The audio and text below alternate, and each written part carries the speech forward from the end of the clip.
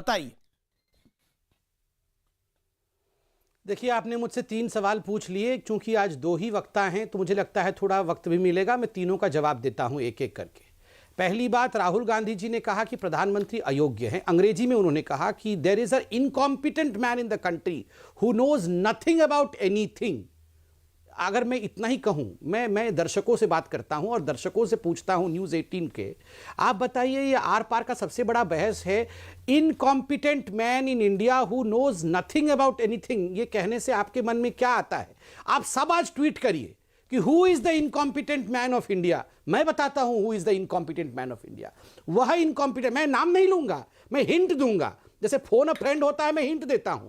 वो incompetent man of India है जिसके नेतृत्व में एक बहुत बड़ी पार्टी बिल्कुल मिट्टी में मिल गई, जिनकी हर राज्य में सरकार थी। आज किसी भी राज्य में 2-3 राज्य छोड़कर कहीं सरकार नहीं है। वो इनकॉम्पिटेंट आदमी है जिसने हिंदुस्तान के सर्जिकल स्ट्राइक पर प्रश्न चिन्ह उठाया और जिसने कहा कि ये खून की दलाली है। वो इनकॉम्पिटेंट आदमी है जिसने आर्टिकल 370 को एब्रोगेट करने के बाद पार्लियामेंट के बाहर झूठ कहा कि हजारों कश्मीरियों की मौत हो गई है, जिसको कि इमरान खान ने डोसियर के माध्यम से यूनाइटेड नेशन में दिया। वो इनकॉम्पिटेंट आदमी है जो मोदी जी के गाली दे रहा था रफाल को लेकर और हाथ जोड़ के बाद में जाके सुप्रीम कोर्ट के सामने माफी मांगनी पड़ी। या वो इनकॉम्पिटेंट आदमी है जिसने 303 सीट दिलाकर के भारतीय जनता पार्टी को 19 में जीत दिलाई, उससे पहले 14 में जीत दिलाई, अभी 12 राज्यों में बाईपोल हुए उसमें जीत दिलाई, हैदराबाद में जीत दिलाई, जम्मू कश्मीर में जीत दिलाई। कौन इनकॉम्पिटेंट है ये बताइए।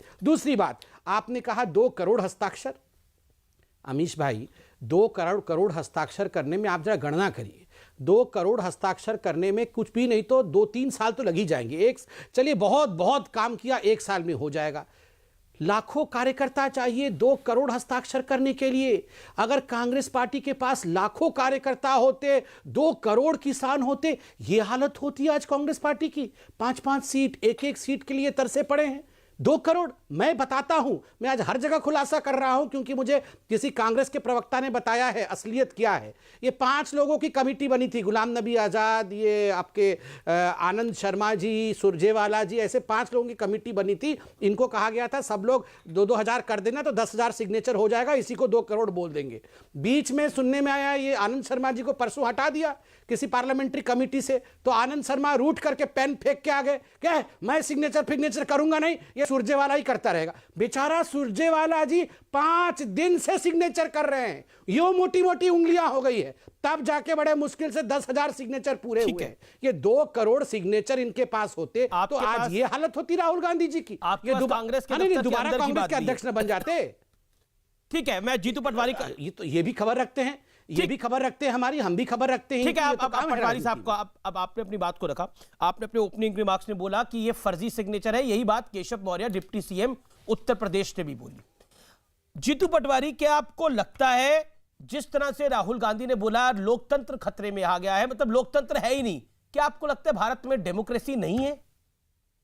आप मुझे बताइए, आप तो चुने हुए विधायक हैं। अमीश जी, 2 बात बहुत महत्वपूर्ण है। अब जैसे कि अभी संवित जी ने बताया कि कौन योग्य आदमी और कौन अयोग्य आदमी है।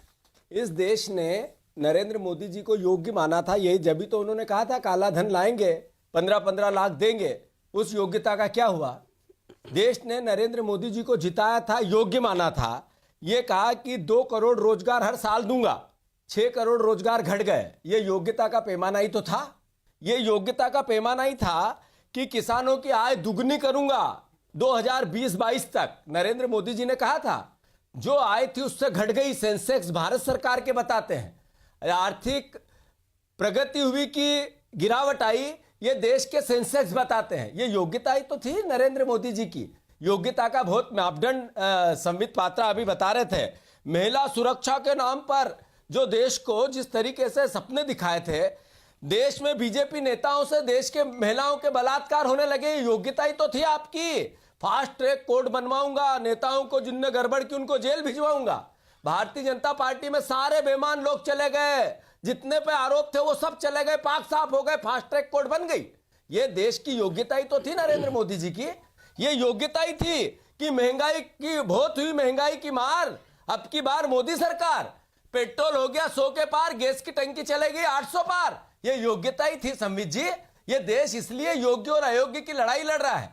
चुनाव में तो भरोसा किया देश ने, ये जरूरी था। उसके बाद ही सवाल उठ रहे हैं 7 साल बाद, 6 साल बाद।